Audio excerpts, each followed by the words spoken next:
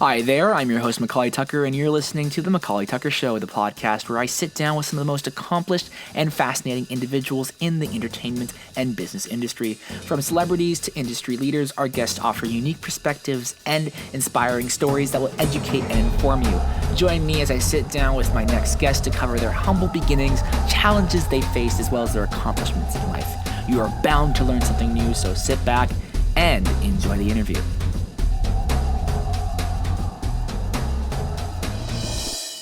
Today on the show, we had a very special guest, Steven Anderson. You might recognize Steven as the voice of the bowler hat guy from Disney's Meet the Robinsons. He also helped collaborate as a director on the Winnie the Pooh movie. He's been involved in films such as Frozen, Emperor's New Groove, and so much more. And so today on the show, we're just going to sit down and learn more about what it's like to be involved in Hollywood. So sit back and enjoy the show. At the beginning, you were in animation at Cal Arts, I believe, during the beginning stages. I just kind of wanted to ask you, how did that, those early influences help you in animation, and shape your decision to pursue a career in that field? And would you say there was any educational backgrounds within that has kind of like helped you in telling a story in a unique way? Gosh, well, I mean, my biggest influence was Disney, everything Disney. I grew up, going to the movie theater, going to the drive-in, seeing any of those movies that came out, books, music, tons of Disney records. Wonderful World of Disney every Sunday night was a must.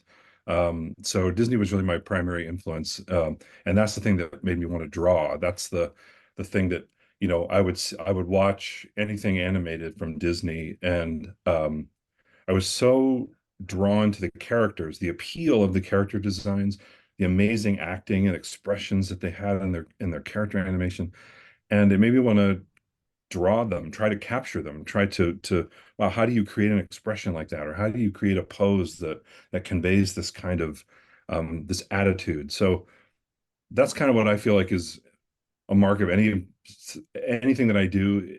If people can look at it and say they can feel the character, they can understand what the character is thinking or what they're going through, that's sort of my greatest reward. And that kind of really goes all the way back to when I was a kid, watching lots of Disney movies.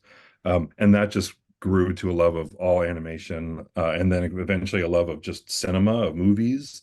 Started learning as I got older, started learning more about live action films and live action directors and what that's all about, and broadening my scope of reference away from just Disney and learning about other things. So that drove me to want to do that for a living, to make that my life, and particularly in animation, since I love to draw so much. Um, and when I graduated high school from 1988. In the 80s, there was very few places that were teaching animation. The amazing thing about today is that there's so many schools that have animation programs. It's fantastic. But back then, if you wanted to learn animation, there really wasn't much of a path until I saw this magazine article about this place called Cal Arts in California. And I was like, and there were pictures of these young people like flipping paper and drawing. And I was like, oh my gosh, oh my God. I thought I was going to have to be stuck, in some fine arts program in a school, or doing something maybe that or pursuing a major that I really didn't want to do, but just because you got to make a living somehow. Yeah. Um, and it was like, it was sent from above, this magazine article. And so, I was going to apply as many times as it took to get in there. And thankfully I got in on my first try, and got to be Cal Artian for a couple of years. And that was fantastic. I'm not sure if I lost track of I might have rambled a bit and lost track of your question. Did I answer the? Yeah, no, it absolutely, no, you answered that perfectly. And I found interesting in what you said there, going from animation to watching movies. And, I grew up watching a lot of Disney. I grew up watching a lot of films. And, as I've gotten older, specifically in this stage in my life, while I'm in a gap year program, I've been Mm, going to my local record store. They've got CDs and movies. And I've always enjoyed discovering the unknown. And so I'm just kind mhm. of going through these movies and I'm discovering films that I've never heard of before, people probably have never seen before, that are just like really weird ones, and just kind of Yeah. watching. And I'm like, wow, there's so many things out there, and you can like learn. As you said, you watched you watch these things and you learn from it. Yeah. You learn, and that's kind of that's a great way to learn. Sitting down, watching film, watching others work. It's so helpful these days, and it's really Yeah. cool to hear what you shared there. Starting there and kind of seeing it, you're like, wow, it kind of pulled you in. You Yeah. know, in this world, I've talking with a lot of people, and I like to cover a lot of the time we cover challenges, and it's really interesting to hear the various challenges that people have faced and kind of the ways that they're able to get past those challenges. Your career has been you've been around for quite a while, and I would love to hear about kind of like the challenges that you faced, and specifically more an emphasis on how you were able to kind of get past these obstacles within these situations, and how you navigated them. Did it help you out? Did you learn, and were you able to apply it to where you're at now? Mm. I mean, the first thing that pops into my head when you ask that question is, I think for me personally, I've always had a problem being too much in my own head, Mhm. and getting kind of wrapped around those issues of, well, what if what I'm doing is not good enough? What if people don't like it? What if I make a mistake? What if I do draw something wrong? Uh, all those things that kind of block us as creative people. Um, and it has taken me a really long time. You know, I still succumb to it every now and Mhm. then. But I think I've been working really hard to try to overcome that fear and to try to learn to let go and be open to a more improvisational and way of working. So for example, when in my storyboards, when I would storyboard many years ago, I used to do what we call thumbnails. If you're familiar with Right. those, thumbnail sketches, really tiny thumbnail sketches, and I would thumbnail everything in my sequence that I was boarding. um, I would just like over plan it because I didn't want any guesswork when I was actually drawing up the panels that I would pin on the boards. Um, but over time, I've let go of that, and now I don't thumbnail at all. I just start drawing, Mhm. and I let myself discover what the sequence is. I'll read through my script, I'll see shots in my head just as I'm reading through it, and I'll just draw those shots. I probably won't use any of them, but they get me going. You know what I mean? It's Mhm. like I've I need a place to start. And when you're facing that blank computer screen or blank piece of paper, sometimes it's overwhelming because anything can go, I can put anything in there. And that's actually paralyzing. And oftentimes the question is, well, how do I start? How do I start? And I've decided that the way I start is just to start. I'm just going to start. I'm just going to start whatever I see in my head. I'm just going to start drawing, and then I build from there. And it's a lot more fun. I get to discover things, and I get to kind of just make stuff up. And you always have time to reshape it later. The first pass is oftentimes kind of a big mess when you work that way. Um, but I've found it a lot more satisfying than the other way of planning and planning and planning and planning, all that pre-planning stuff. So that's an example of kind of trying to get out of my head and not be so afraid to just put something down and see what happens, see what people think about it. Maybe they'll like it, maybe they'll hate it. If they like it, great, build on that. If they hate it, throw it out and try something else. Um, so that's been a lot of part of my process, is letting go of fear, my Mhm. own fear of, I mean, at the end of the day, it's ultimately all just about fear of failure. Mhm. Um, so that's kind of how it's less nuts and bolts process, and but more kind of the abstract, like emotional side of my process. So that's been a big, very important for me in my evolution. I think it's really interesting that that was your response, because like that really stood out to me, because I've often struggled with that. Just you have all these kind of ideas bouncing around your head for different things, aspirations and goals, and you're like, where do I start? And as you said, you just start. And it's kind of interesting that you mentioned, that's how you do your art. I don't draw a lot. I don't draw a lot, but as of recently in a gap year program during breaks, I've got my computer here. I've got, Mm, a simple paint app. And I'm just like, and mm, I'm pretty good with a mouse. So I'm just kind of like, in a matter of maybe 30 seconds, something's drawn. And like, it's mm. off the whim. you're drawing ears, you're drawing eyes, you're drawing shapes, and it's just like wow. And it's super fun sometimes because you're just Yeah. off the whim, and they're like, "Oh, did you are you copying a picture?" No, I was just sitting here off the whim, kind of drawing things, and Yeah. that's kind of how things will go. And sometimes those are the best things, the improvisation, as you mentioned, in film. Totally. Those, and I'm currently working on a short film. We're actually going to Oh, film today. great. Yeah, I'll tell you about that. Yeah, working on a short film. I've always wanted to complete a short film. Film runs in my family. My uncle owns a film company. We did not film a film Oh, production thing. We did a film when we were cousins. With this expensive camera. The story sucked, but cool. everything was visually really good. And so I'm like, I don't have expensive equipment.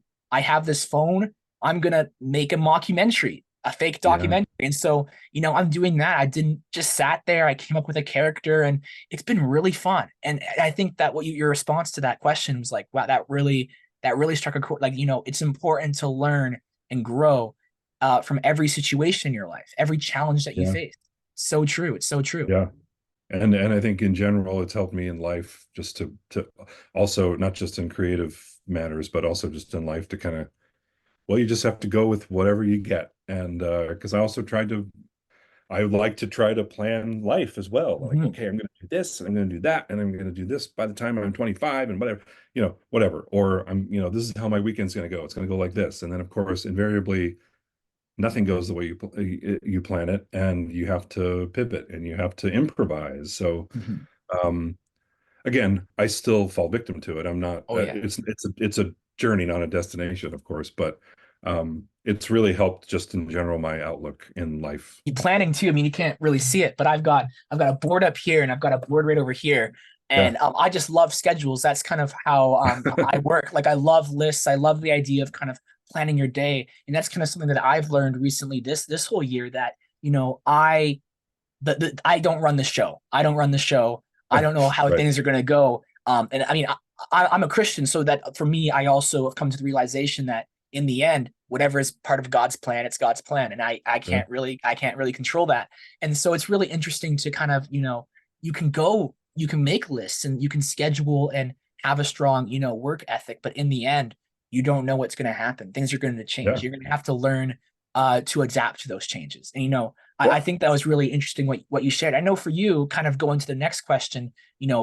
projects. So many projects. I could pick on anything. I just discovered today while I was at school. I'm like, oh, you've got some thank you credits and some documentaries. Like, wow, you were Oh, on. yeah, I'm like, what's that about? There's so many things that you were a part of. So, but I thought I'd ask this. There's a lot of projects you're a part of. People would know you from Meet the Robinsons or Frozen, and there's a bunch of other work that directing and animation. But I kind of wanted to ask you, throughout all these projects that you've done, big, small, which one would you say you hold, a special place in your heart? Like, what makes that stand out? And are there aspects of it that you reflect on to this day that have even influenced you creatively? Well, I would say Meet the Robinsons is the one that really Mhm. sticks out for me personally for many, many reasons. Number one, it was my first feature film as a director, which was a huge dream of mine to be able to direct a feature. Number two, it was a Disney animation feature, so that was also, huge dream of mine. And then number three, I had such a personal connection to the material because I was adopted, slightly different specifics as Lewis in the movie versus my own story.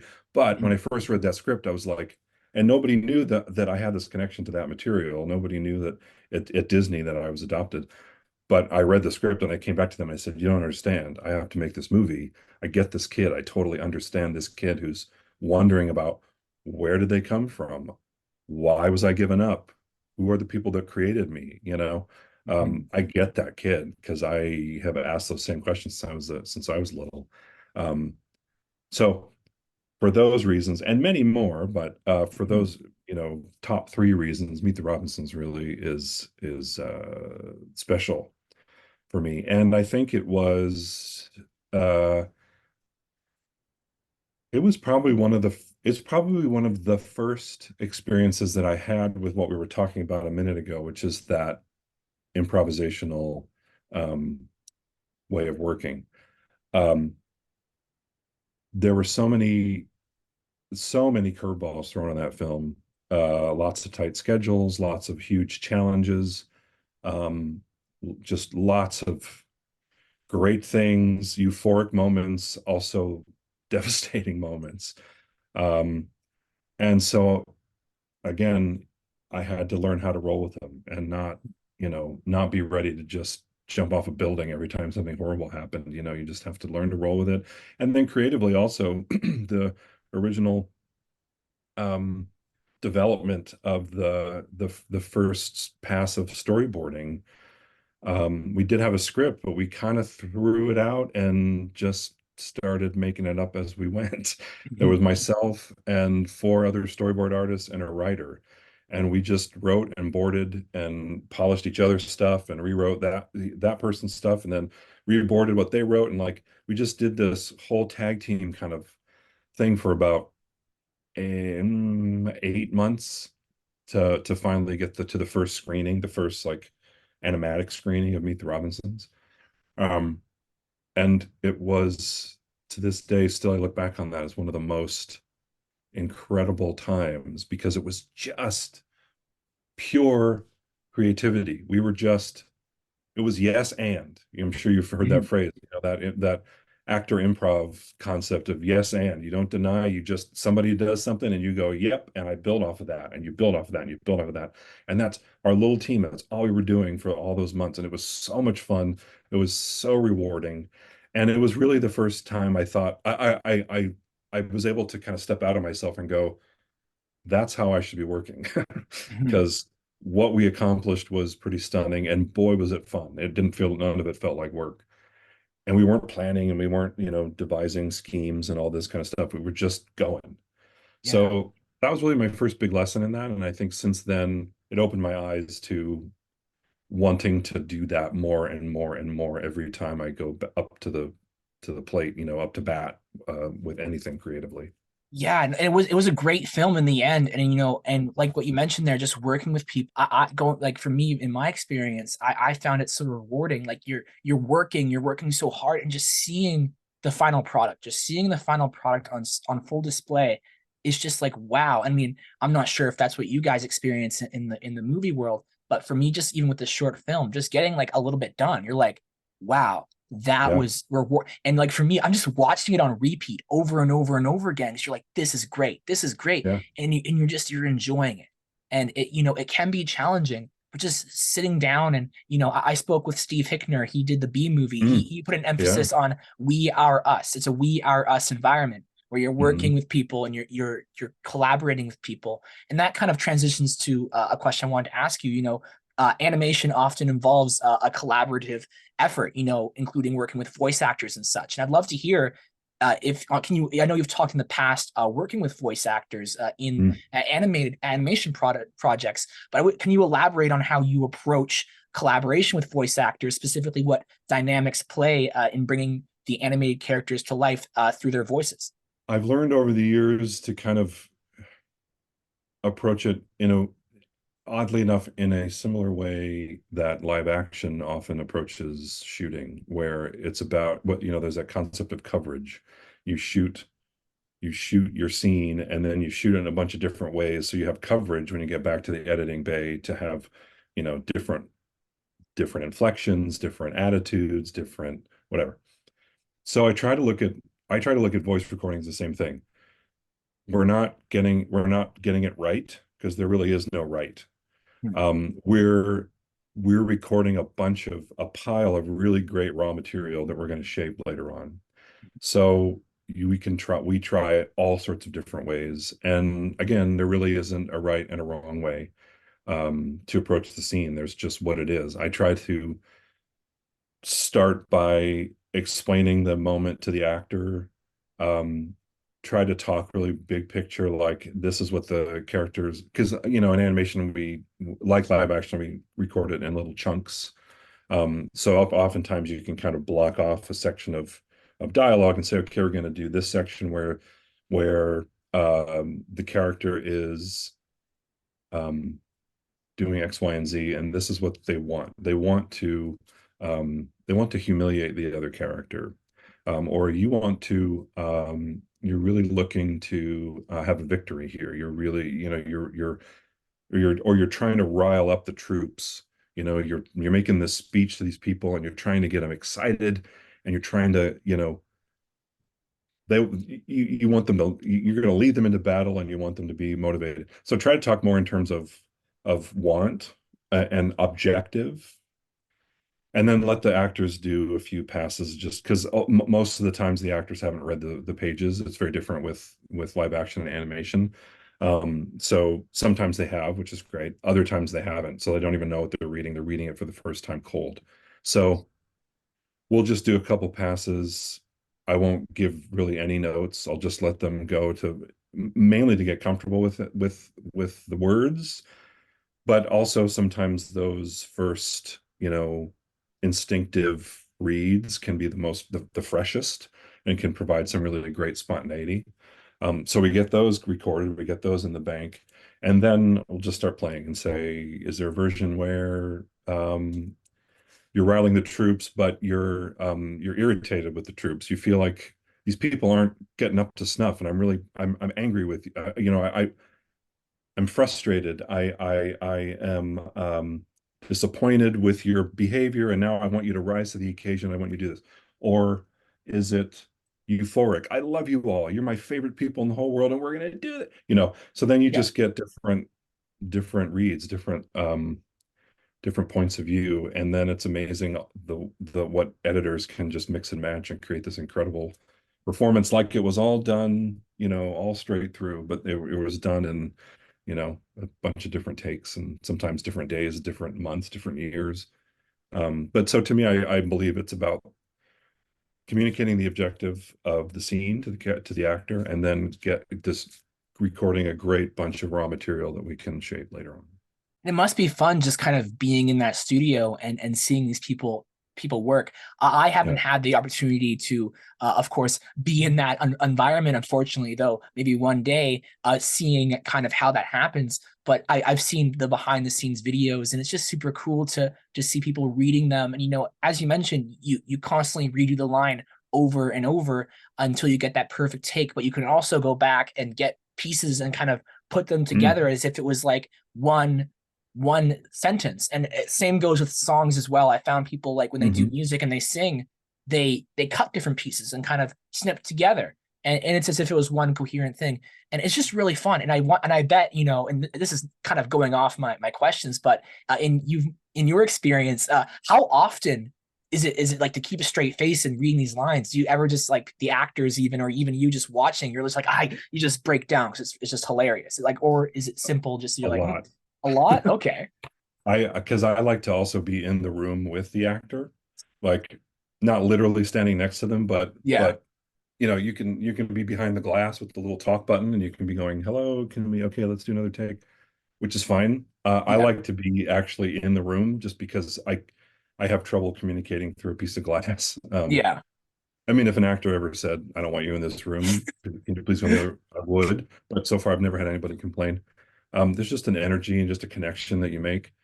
So yeah, the risk is when you're actually in the room that if you break up when they do something funny, you're going to screw up their take. So yes, there's a lot of this, a lot of so you don't because a lot of times you're mic'd as well, so that the people in the like the engineer and the people in the booth can hear you also, because you might have to ask for, hey, can I don't know, who knows, there might be something that you need to ask the other people in the room, or the editor might have a question or something, so oftentimes you're mic'd, so that's even worse. So you really have to, like, and sometimes we read against the actor also, if we want to sometimes if Yeah. the poor actors are, recording in a vacuum. So sometimes just to give them somebody to bounce off of. So you kind of stand way far away from the microphone when you're reading, so that if there's any overlap, hopefully you're far enough away from the mic that you won't get picked up. So there's Yeah. also that issue. Yeah, no, and I found, like, with like, as you mentioned, breaking, and, like, this is, like, hilarious, like, with what I'm going back to with what I'm working on, the dialogue. I've been able to sit down and write the dialogue and some of the things that happen, and a lot of the lines are like, this is like it's one of those lines where if you're watching it, it's like this is so hard to watch because it's just so it's like, oh, this is so hard. And so when we're filming, there's a lot of instances where it's like, I can't say this. You gotta do it keeping a straight face. And Yeah. gradually when you say it over and over and over again, you normalize it so you can say it without breaking character. Yeah. Going from voice acting to animation, I would love to hear about this. Animation techniques have like grown over the years. There's been a lot of changes, 2D to 3D, even back to 2D. I would love to ask you, are there specific approaches or techniques you've personally have been involved in or find particularly interesting? And how have these advancements contributed to your storytelling process? Mhm.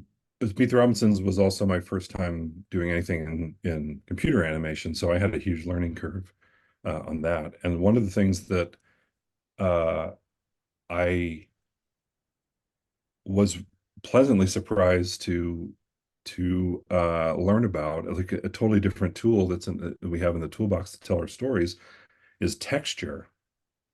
In 2D animation, you don't have texture. You can imply texture with the way you animate fabric. It's heavier fabric or if it's a lighter fabric or whatever. But you don't, it's all flat cell color or, digital cell color, whatever. Uh, and then learning that, oh my gosh, you can design the textures of your movie to tell the story as you would use color and shape and space and lighting and all that. And I got really excited about that because it was something I never thought about. And we use that a lot in Meet the Robinsons to delineate Lewis's present day with the future. Present day is a lot of brick and wood and patterns, a lot of patterns on walls, like wallpaper patterns, a very kind of active frame. When you get to the future, it's glass and like smooth stucco. And the iMac computer was very popular at the time. And it was like sort of that Apple smooth kind of gel almost looking material, and very clean, not a lot of pattern, not a lot of chaos in the frame. I was like, oh, that's so neat. You can use that. And then 3D at the time, stereo 3D, the glasses was making a resurgence too. And so that was also like, oh, you can control the depth. You can make your first act of your movie have very little depth. And then when you go to the future, you can go bang and you can push that depth. I had no idea. I thought it was like one setting and the whole movie goes 3D basically, and that's just it. I didn't know you could dial it in and dial it out. So that was really neat to see that there's more like anytime you can add more tools to that toolbox to tell your story, it's always very exciting to me. Um, but I love both. I love CG. I love hand drawn. I kind of see them as, CG is almost more like photography, where it's a little more capturing the realism, if you will. We can still do caricature, we still do cartoony stuff in CG, but it's dealing with space, it's dealing with texture, it's dealing with atmosphere, it's dealing with lighting. And it's in a virtual three-dimensional space. So it's like taking a photograph of something. There's still interpretation to photography, but it's kind of giving you what reality to be, versus 2D to me is like it's like painting or like an impressionist painting where it's also an interpretation of the world, but it's much more, you see much more of how the artist sees what they're painting and how they're maybe changing it or caricaturing it or simplifying it. And both are great. I mean, I love both of those things. It's just different. It's just I feel like certain stories work better in one than the other, but they're both incredible storytelling tools. It's really cool to see all the tools you can use for storytelling, like puppets, clay. I mean, I don't see a Yeah, lot of puppets a lot anymore, and puppets are super cool. And yeah, you've got like clay puppets, you've got 3D, you got 2D, and it's just really interesting to see all the approaches. I have always been fascinated by animation. Like I'm like, oh, I wish I could snap my fingers and just there we go. I could make an animated short, but it takes a lot of time. Um, yeah. but it's definitely something that I've thought about specifically voice acting. I've Mm. talked to a lot of voice actors, and it's definitely like the getting into that world. It's like wow, but it's a lot of work. It's a lot of work, and so I've definitely stepped away from stepped away from that, but I'm just like, wow, voice acting, animation, filmmaking, it's so fascinating. It's super cool Mhm. what you can do. With film, you've done film, but you've also done television. So this is a question I wanted to ask you, with your experience in both of these worlds, how do you navigate the delicate balance between your artistic vision and the commercial demands of the animation industry? Are there specific strategies you employ to maintain, creative and creativeness, through that time while meeting industry expectations? It's kind of a crazy one, I guess. No, no, no. It's a good question. I mean, I'll use Monsters at Work Mhm. as since that's kind of the most recent Yeah. example, just from a few years ago. Um, I had gone from feature animation over to TV animation to do Monsters at Work. Mhm. And several people, remember when I would tell people I made that transition, they would say, "Oh my gosh, you must hate the fast pace of TV." It's like coming from features, you've got sometimes you make movies at features and like for 5, 6 years, they amble on. And TV is like bang, bang, bang, bang, bang. You just got to go. And I told them, no, I'm actually refreshed by it. It's great to have all that time to craft a film. But boy, there's also something really great about just thinking on your feet.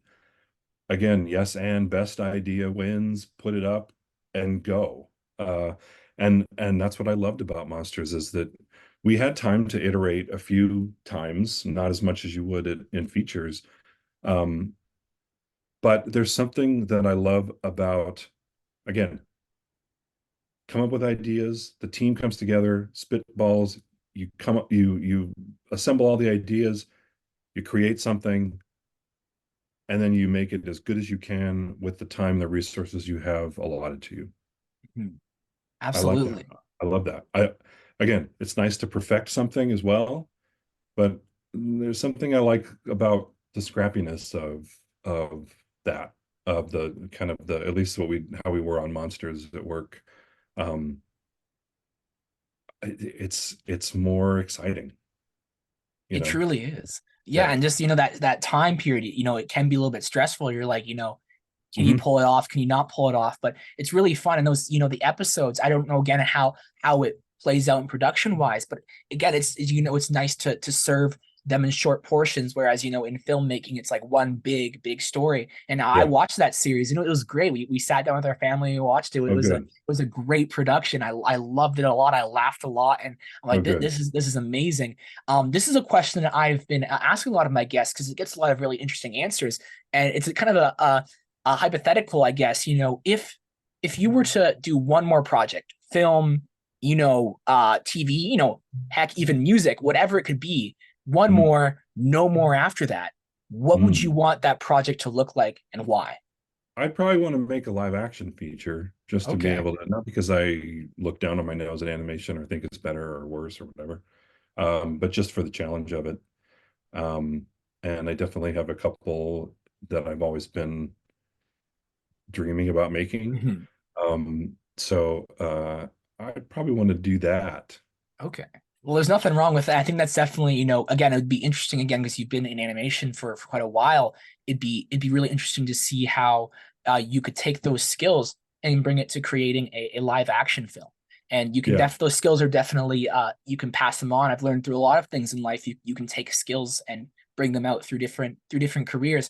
The question that I kind of wrap up with is, the typical what would you like to pass on to the listeners? I've got a lot of young people that listen, a lot of older folk as well, giving advice that can be passed on to the everyday life. What would you have to say? I always stress collaboration. Anytime somebody talks to me about or asks me questions about, what's the one piece of advice you give to somebody who wants to pursue animation, um, getting comfortable with collaboration.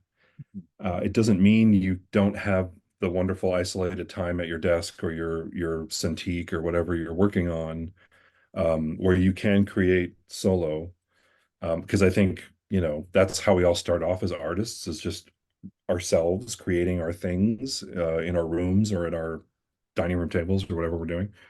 Um, but I think a lot of times when people don't succeed as much in the animation is because they haven't let go of they want to continue to be the independent, like be the solo artist.